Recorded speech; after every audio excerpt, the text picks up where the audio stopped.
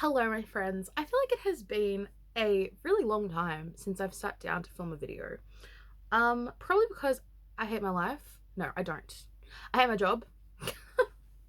I had a lot of issues with my car that needed to get fixed. I still have issues with my phone, but we're going to ignore those for a while I film a book haul. So let's just jump into it, I suppose. Okay, so these are just categorized by like the groups that I bought them in and where I bought them from. So I've got two from Booktopia that were actually pre-orders. So I've got The Last Word by Taylor Adams, same author who wrote No Exit, and I absolutely loved No Exit. This book, I believe, is about a book reviewer named Emma, and she rates this author's book 1 star, and the author then stalks her, wants to kill her. I don't know, but it sounds so vibey. It's a vibe. Next, I have got The Only One Left by Riley Sager. This is Riley Sager's newest book, but I still haven't read Riley's last release, which was The House Across the Lake. I own it. I could not even begin to guess where in this bedroom that book is sitting. It could actually be anywhere in this bedroom. So I want to read that one first, obviously. I think I've only ever read Riley Sager's books in release order, so I'll need to find The House Across the Lake. I don't actually know what this one's about. Oh, a woman who's left mute, paralyzed, confined to a wheelchair, but then her live-in caregiver brings her a typewriter and she begins to type. So this is going to be another kind of book within a book, similar to Home Before Dark. So interesting. So those are two, yes, that I got from Booktopia. Next two I am so excited. I have no words. I've read both of these books. I love both these books. I really need to finish like catching up with the series, but I got editions, bookish box editions, guys, of A Touch of Darkness and A Game of Fate by Scarlett St. Clair. I have no words. First of all, hello, beautiful floral spread pages. We love you. Second of all, hello. Oh my god, my phone camera is so shit. Foiling on the cover. There's art on the reverse of the dust jacket. We've got these cute end pages. It is signed. I'm just really happy. Oh, and there's also like a sexy art page in both of them. So that's A Touch of Darkness. And then similarly, A Game of Fate, we've got that. We've got a foil Hades on the cover. Like, I don't think my camera is like showing just how beautiful these books are. I don't want to talk about how much I purchased them for. All I want to say is, like, they're so beautiful. They are so beautiful. How do people, like, when did people decide that books could be so fucking stunning? I don't know. I don't understand it, but I love it. I'm here for it. While I still have a little bit of disposable income, all the fancy books, guys. Let's just go for all the fancy books. Next, I have a bundle. No, I don't. I lied. I have a book that I bought. This was spur of the moment. It's been popping off on the Facebook book pages that I'm a part of. Every single person that has posted about it has raved. Every person in the comments has been like, oh my god, it was so messed up. Such a good book. It is called The Boyfriend by D.E. McCluskey. That is the cover. It is not a very attractive cover. I would have just scrolled past this if I found it on Amazon myself. But it is... people are loving this book. Like, absolutely adoring this book. Basically, Lisa Quinn has her first boyfriend. His name is Sean Knight. He's handsome and charming, yet he has a dark side. So I'm guessing it's just about like an abusive relationship, or basically a guy who's a psycho trying to win over this girl and her family. I have no idea, but I'm intrigued because sometimes the masses are right. Rarely, but sometimes. What next? Next I have a group of 4 that I bought on Amazon. as like the day after I got my tax return, because these are books that I've been umming and ahhing about for a couple of weeks, and I decided like, well, I just got my tax return. Do other countries have tax return? Like, I feel like in America you pay your taxes at the end of the financial year. In Australia, we get our taxes back. Anyway, I so bought these after I received my tax return because yeah, I was like, well, fuck it.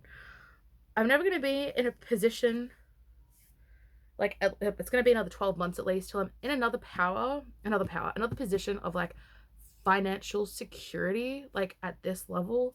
So let's just buy shit and then not think about it until I'm poor and wish I hadn't have spent that money. First, I've got Foe by Ian Reid. I've read both of his other books, so I'm thinking of ending things and We Spread. I loved I'm thinking of ending things. Didn't really love We Spread, but this one I think it's more sci-fi than the other two, so I'm kind of intrigued. Um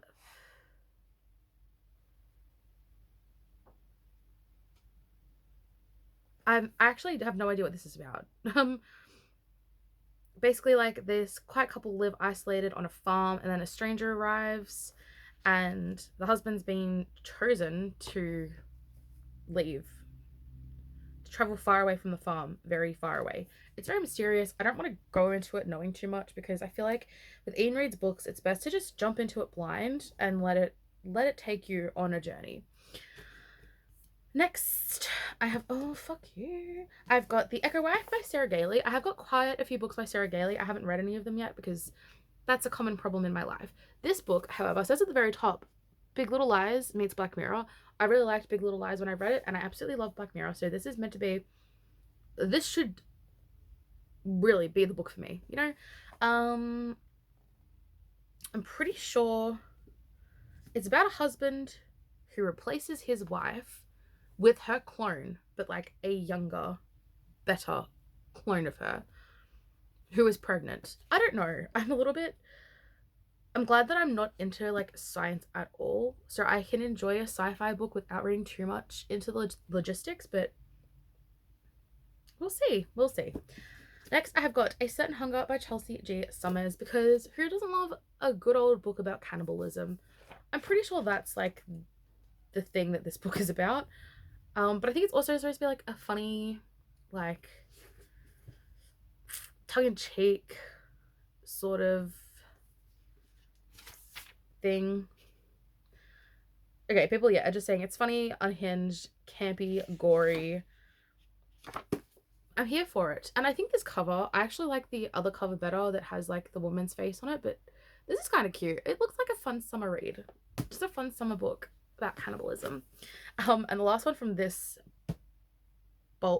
stack of Amazon books is The Bodyguard. I don't understand why The Bodyguard, this has been out in America, I'm pretty sure since last year, since 2022. Right? So let's double check that. Let's fact check. Yeah, released 2022. This was not released in Australia until like a month ago. Like it was on my wish list and I had to pre-order it because I don't understand how release dates work in different countries. All I want to say is I'm so glad I finally got a copy of this book because I've been seeing people talk about it for a year and it's taken that long for Australia to jump on the bandwagon. Basically, this is kind of like not what I would have expected. He is a famous actor and she is his bodyguard, but they have to pretend to be dating when he goes to see his family because he doesn't want his family thinking he needs a bodyguard. And he needs a bodyguard because he has a stalker, but he doesn't want his family to know that. So instead of being like, this is my bodyguard, he goes, oh, this is my girlfriend. So fake dating, close quarters vibes.